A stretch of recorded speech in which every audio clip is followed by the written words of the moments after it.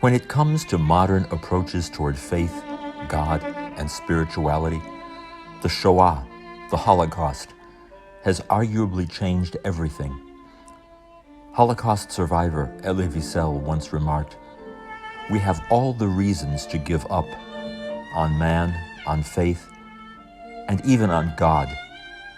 We have the reasons to do so, but we will not invoke them. And in spite of everything, we will go on believing." At the trial of Adolf Eichmann in 1961, Chief Israeli prosecutor Gideon Hausner offered his own take on the reality of the Holocaust.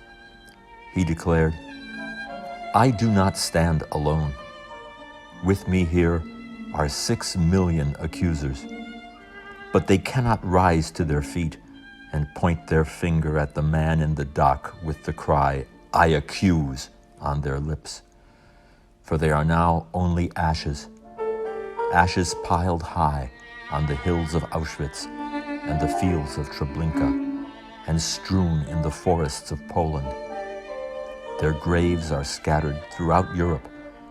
Their blood cries out, but their voice is stilled.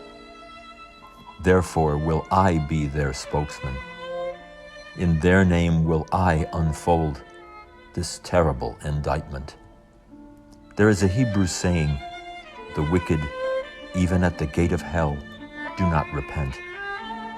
In April 1945, at the moment of his death agonies, when the Soviet cannons were thundering in the streets of Berlin, when Hitler sat imprisoned in the cellar of the Reichskanzlei, his entire world in ruins and his country stricken over the corpses of 6 million Jews, at that moment the Führer wrote his political last will and testament.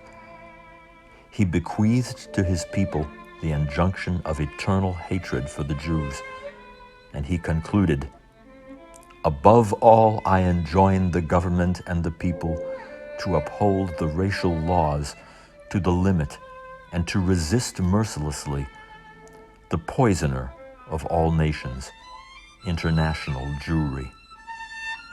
Even from beyond the grave, Hitler was still sowing the seeds of hatred and destruction for the Jewish people.